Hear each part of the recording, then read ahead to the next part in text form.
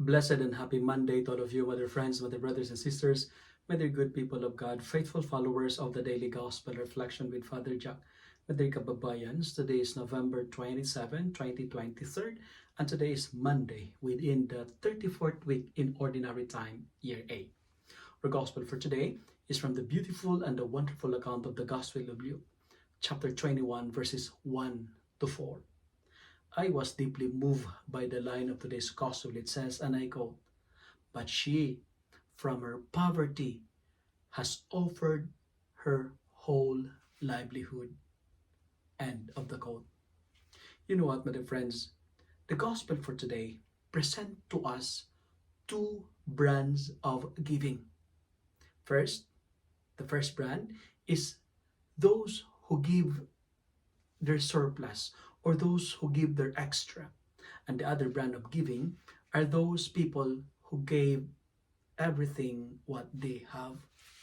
You know, the gospel for today is a proof that since the time of Jesus until now, I do not know if you agree with this statement, but for me, I firmly believe that the poor people are the most generous people.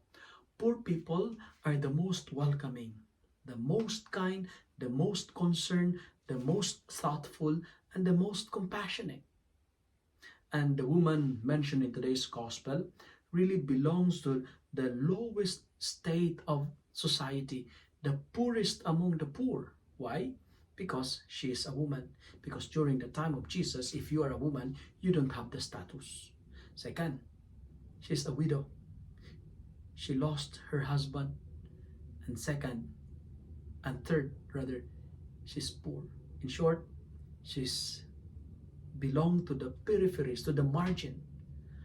But amidst of her status in life, what is interesting to note is Jesus praised her. Why?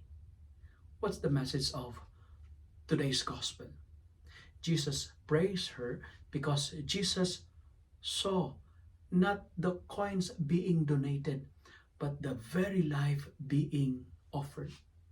And 3 points that I would like to share with you today.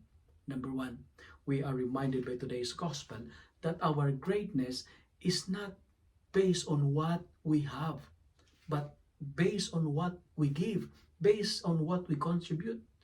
Friends, giving is trusting because giving opens the way for receiving. The more we give, the more we receive. Giving opens the way for receiving.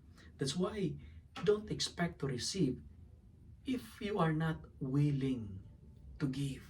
Don't expect to receive if you are not willing to give. Before the second point, we have to remember that the happiest people in the world, you know what? Not the getters, but the givers. I say it again, the happiest people in life are the givers, not the getters. Second, the gospel for today is also reminding me and you that when you give, like Mother Teresa said, give until it hurts. The gospel says, from her poverty, she gave everything what she had. Because it tells us that the real meaning of giving inflicts pain. There's a saying in Tagalog, ang tunay na pagbibigay ay masasaktan ka.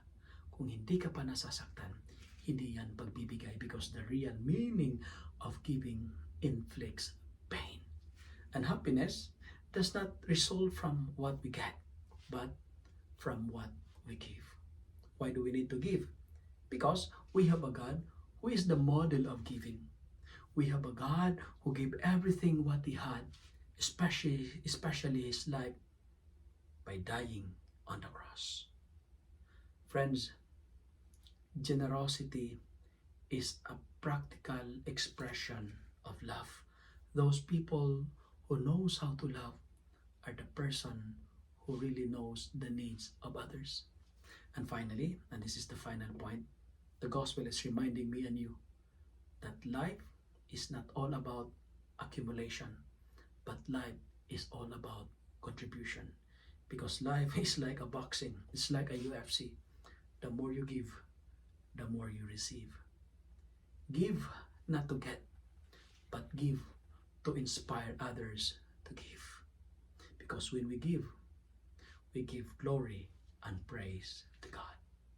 If you love and like this reflection, kindly share it with your friends so that many will be blessed. Amen.